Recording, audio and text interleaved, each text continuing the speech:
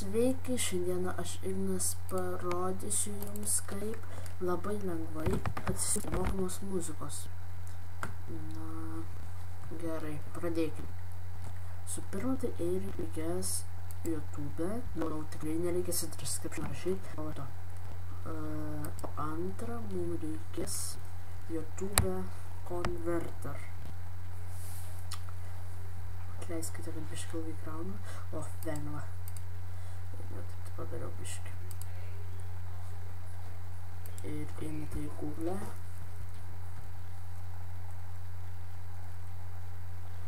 Bei rašote jo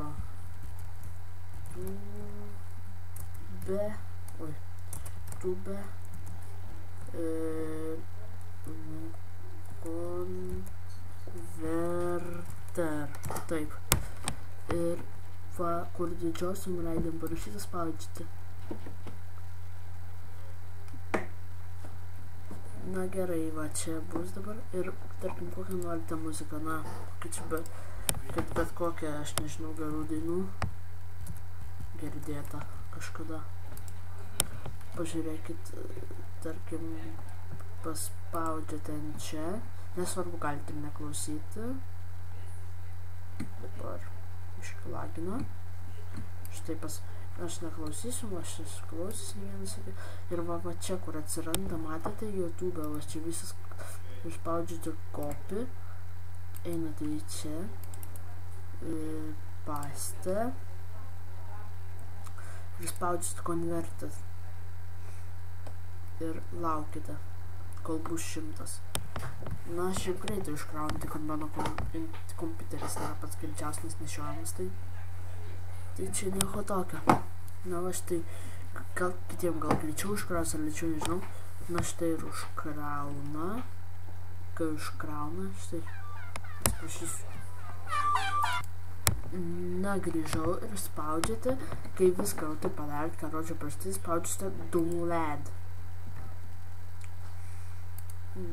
Oi, čia kažkas.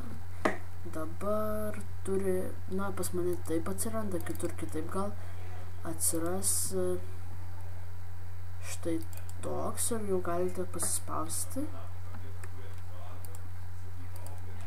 ir klausytis.